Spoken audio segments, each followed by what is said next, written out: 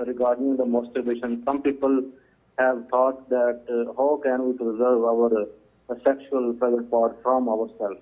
And they give reference of hadith and they say it is used in Abu Dawud where the Prophet saw one man who touched his private part and Prophet not said anything. Prophet said it is his private part. Secondly, they said that a prohibition of masturbation is not directly mentioned anywhere in Quran or Hadith. Please beat the bush on this topic and give a neat evidence that masturbation is haram.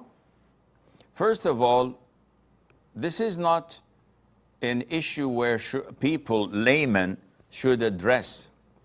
Because as you were talking, from what I understood from your question or your presentation, you mentioned the hadith where the Prophet ﷺ was asked about the ruling of someone touching his private part. Would that impact his wudu?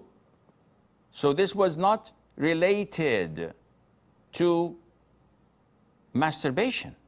Definitely, it was over a specific issue, which is to deal with the issue of whether it impacts the wudu or not. And definitely, the Prophet's answer, alayhi salatu wasalam, was crystal clear, and that it does not impact the wudu.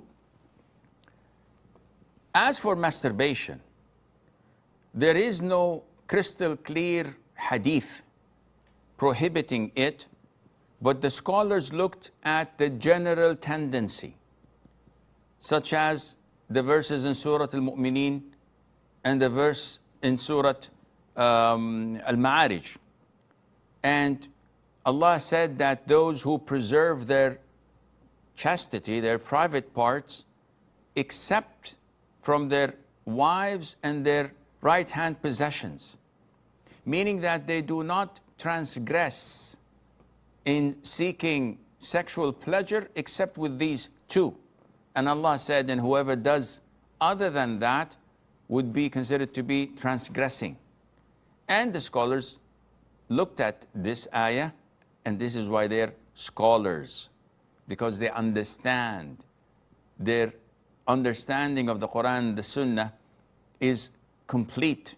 Unlike laymen who don't even speak Arabic, who don't even know how to probably wash themselves after answering the call of nature, and then they want to give, subhanallah, verdicts on masturbation and big issues of Islamic fiqh without the proper knowledge. How is this possible? You don't even know Arabic.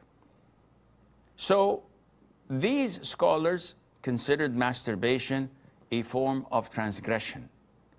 Medically, it is harmful. Islamically, the majority of scholars say it's haram. So what else do you want us to say? Now, people who are looking for a loophole to justify their sins, they'll find what justifies their sins, even if it is doing crack or meth or drugs. They will say there's nothing in the Quran or in the Sunnah prohibiting it. On the contrary, whatever is grown on the ground, it's from Allah Azza wa Jal, we can consume it. Sick analogy, because they're following their whims and desires. We can't help such people, akhi, at the end of the day.